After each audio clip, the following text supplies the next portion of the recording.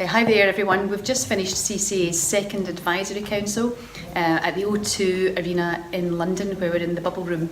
I'm joined by Liz Barclay, who chairs our HR forum, People in Development, and we had a great discussion today, and it was really all around trying to find the questions that boards should ask themselves when they are tasked with keeping up to date with the latest in customer experience, be it technological or people. Maybe we think we're further ahead technologically than we actually are, and that's leading companies, I think, to be just a bit vexed about the investments they're making in new technologies which don't seem to be giving them the return.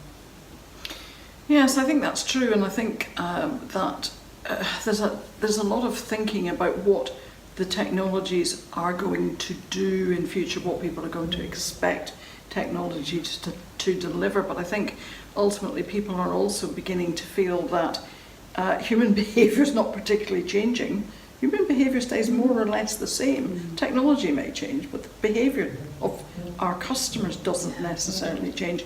And so we've got to make allowances and adjustments for that. And that may be why sometimes we think we need to put a lot of investment into the technology, but it then doesn't deliver what we expect it to do. But I think the other reason it doesn't particularly deliver is because we don't necessarily ask our customers, what do you need, what will you use, how will you use it in the first place? And we make assumptions that because we feel we'd like to do something through a particular technology, our customers will feel the same. So that led into a conversation really about diversity, and it's on everybody's lips just now, but it's obviously deeper than the subject about how many women do you have on your board.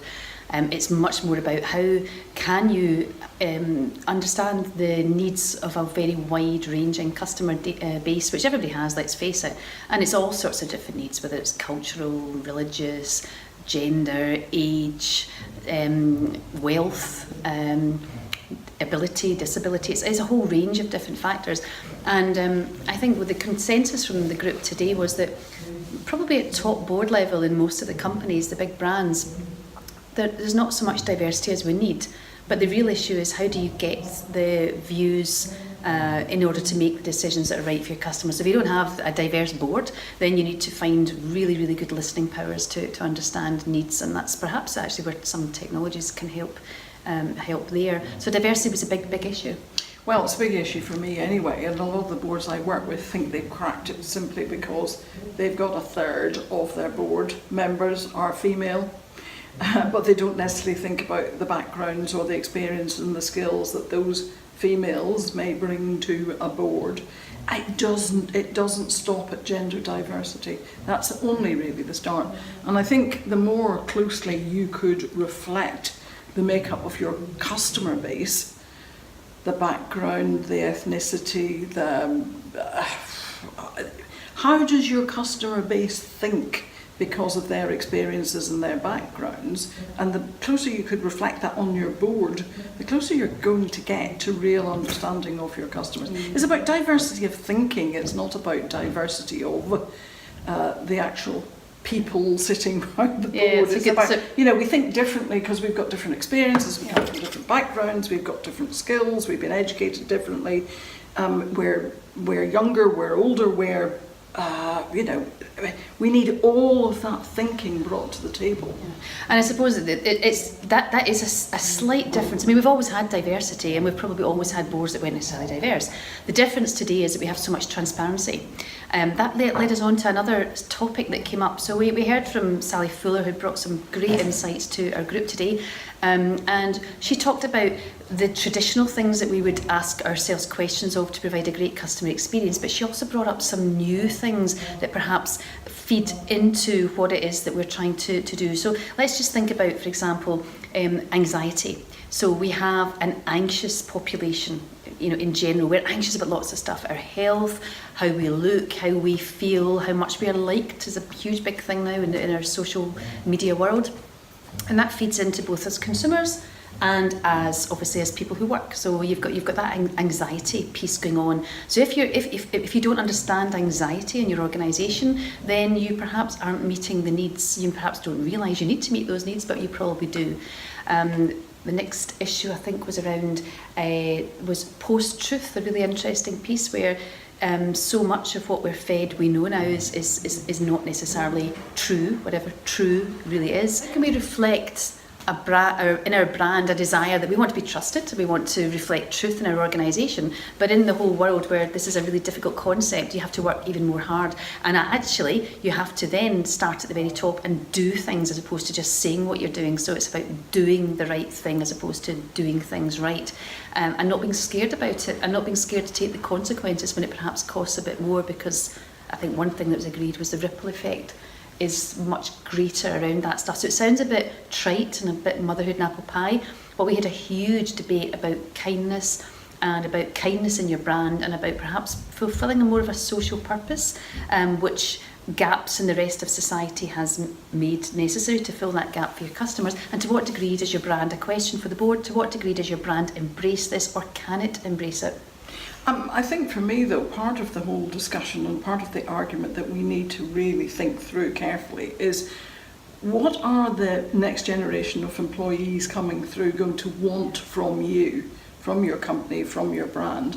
And increasingly, younger people are saying to me, we want to work for a company that has real social purpose. We want to be able to do the right thing. We want to be empowered to do the right thing for the customers. We want to have the tools to do the right thing, the training, the skills, to be able to get on and do that right thing. But we also want to work for an organisation that has real social purpose embedded in it. Now, if that's how they're thinking, and we are struggling with attrition, for instance, and we need to replace constantly and recruit constantly, we need to get that talent into our organisations. And part of the way that we're going to find it that we're attractive to people is not always the salaries, not always the working hours and flexibility, but that social purpose. And I think boards really need to ask themselves, what is our organisational purpose? Obviously, we need to know what we're coming to work to do, but what is also the social purpose that we can fulfil that will attract the best talent to us? So there's that. You mentioned post-truth. Of course, we don't value expert opinions anymore, and that is another big debate. How do we build real trust and public confidence in our organisations in this post-truth era? And so these are big issues that really you need boards to engage with, as well as just company strategy. Well, we certainly had experts today at the meeting. We had very senior representatives from the world of banking and of standards agencies, of mobile, of a whole host of different organisations, and public and private. And actually the wealth of that is that we had real truths today, we had real experiences being shared, and I think one of the roles that we as CCA are committed to providing is to very quickly garner all of that information and create those questions, those helpful questions that boards really should be asking themselves in order to keep abreast, because let's face it, it's a very fast moving environment that we're working in. The last question probably that came up actually is worth mentioning was this whole piece about the need for human. So, the point's well made that we could probably automate everything we need to automate in a world where technology is fabulous. The question is not about can we, it's should we and why, the big why question. And I don't imagine we're going to be answering that soon, but that balanced by this need for purpose is perhaps the block on becoming too automated is the need for purpose. So I think there was some very, very useful pieces. So at the end of it, we're going to go away and construct some of the outputs of this, use it to feed the agenda, and hopefully that will help us move along. And the need for human is never going to go away. No. I think AI and knowledge learning, building knowledge into AI certainly has its place. Yeah. And I think that in some cases, if as AI becomes more empathetic, it will do, in a lot of cases, a better job at answering a lot of the questions that people need answered. But there will always be people who want that human interaction at certain points in a longer interaction perhaps. And so, you know, we need to think about, again, comes back to what do our customers need at what point in their interactions with you as a company. And staying relevant, and perhaps using technology to understand when you need humans is an interesting part in itself. So that's all for just now. Look forward to the next meeting, and if you need any more information about the whole series of events that we've planned over the next 12 months, then get in touch with the CCA team as ever. Thanks a lot.